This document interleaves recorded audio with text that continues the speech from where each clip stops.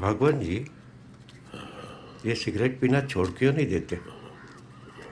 इस उम्र में अगर सेहत खराब हो गया तो?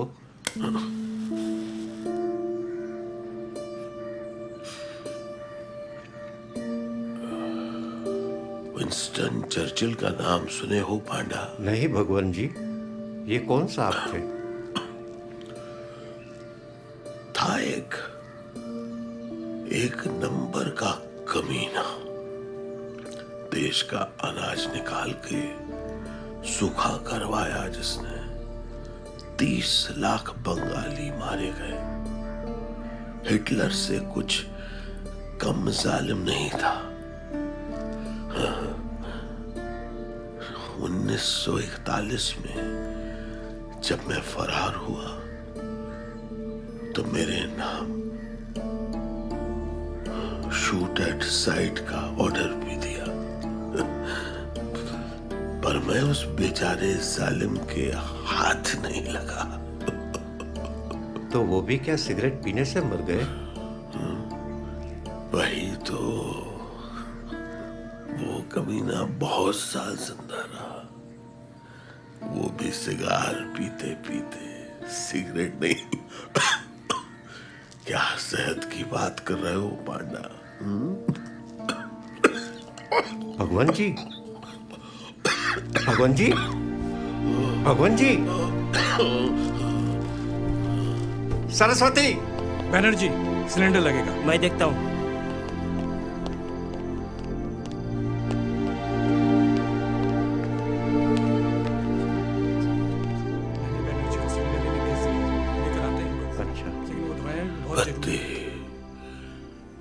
बत्ती बुझा दो पांडा। मुझे अभी सोना है।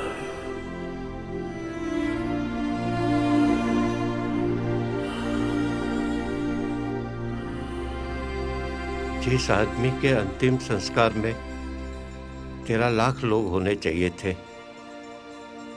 वहां हम 13 जन खड़े हैं। वाह रे वाह हिंदुस्तान।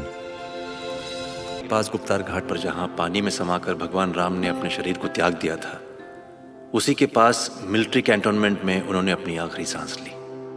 जाहिर है लोगों के मन में सवाल उठा कि एक साधारण साधु का अंतिम संस्कार एक मिलिट्री एरिया में कैसे हुआ। साधारण साधु? क्या कह रहे हैं? वो तो आर्मी को वियतनाम वॉर, बांग्लादेश वॉर जैसी बड़ी बड़ी लड़ाई के ऊपर सलाह दिया करते थे। वो तो जरूर कोई महान आदमी रहे होंगे। झूठा मक्कार कहीं का। देखिए पाल बाबू, भले ही उनके पास मिलिट्री के बारे में जितनी जानकारी थी आम नागरिक के पास नॉर्मली होती नहीं है, मुझे भी लगता है कि वो ऐसे दावे करते हैं जो मुमकिन नहीं है, जिस पर हम यकीन नहीं कर सकते, जो बढ़ा चढ़ा कर कल्पना जैसी बातें लगती हैं। पर हो सकता है कि ये post traumatic stress disorder PTSD की वजह से हो, जो रशिया में टॉर्चर होने के बाद उनके अंदर आ गया हो। लेकिन सवाल गुमनामी बाबा या उनके भक्तों के दावे के बारे में नहीं है। सवाल उनके पहचान के प्रमाण के बारे में है, जो कमीशन को मैंने पहले ही सौंपा है। सवाल बहुत आसान है, जिसका जवाब सबको मालूम हो चुका है। मुश्किल यह है कि वो कोई आम साधु नहीं थे, वो एक बहादुर योद्धा थे, भारत के सबसे महान संतानों में से एक।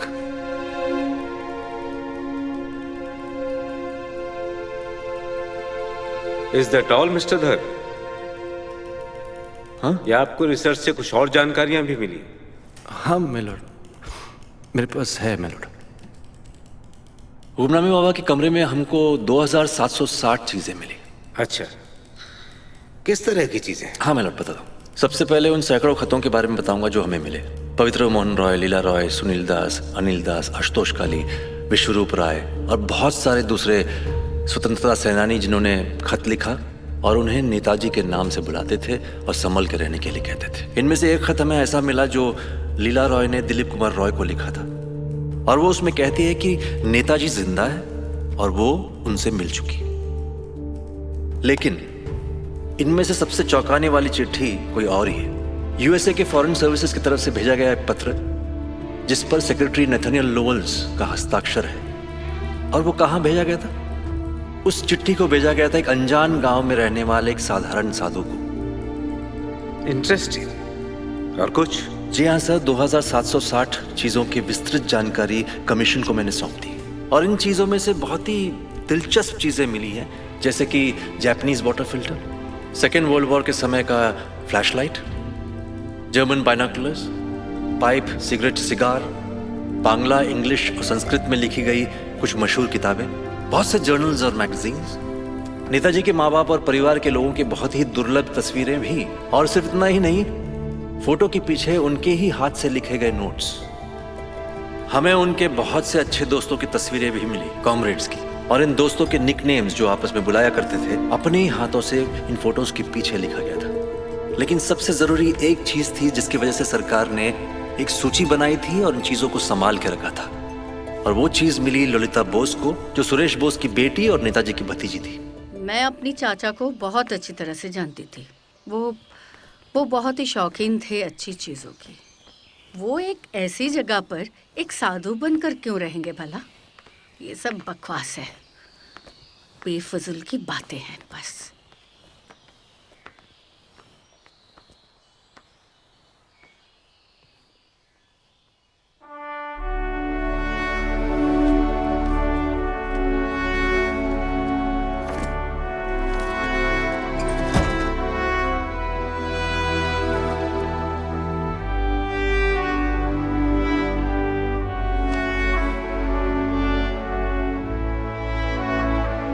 सबसे पहला पेपर जो उन्हें मिला था वो था खोसला कमीशन का ओरिजिनल समन, जो सुरेश बोस को भेजा गया था। याद रखिए, ओरिजिनल कॉपी।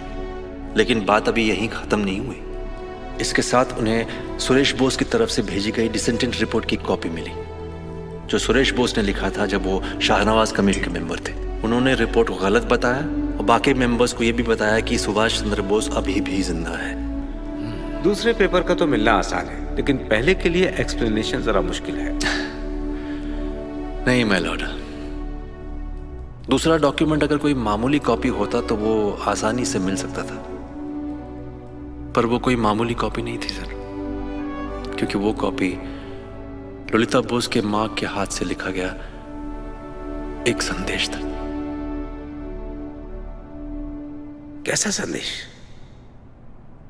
परम पूज्य देवर जी,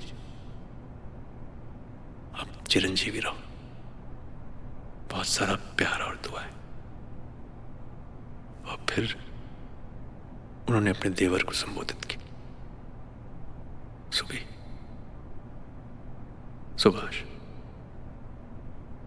Subhash Chandra Bose.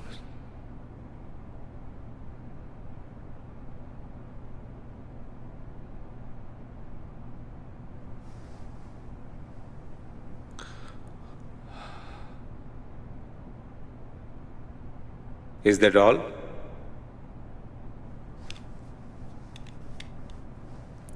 Yes my lord। Thank you. अब आप जा सकते हैं।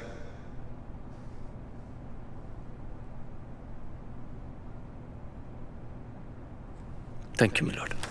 6 साल तक चली लगातार जांच पड़ताल के बाद आखिरकार मेरे पास लगभग सारे सबूत आ चुके हैं। सभी लोगों के बयान और पिछले 2 कमीशंस की सारी रिपोर्ट्स भी। इस सिलसिले में मैं ताइवान, जापान और थाईलैंड भी गया और सारे गवाहों के साथ गहन पूछताछ भी की। मैं कुछ ही महीनों के अंदर अपनी इस रिपोर्ट को पार्लियामेंट के सामने प्रस्तुत करूंगा। इस कमीशन को अब आधिकारिक तौर पर खत्म किया जाता है।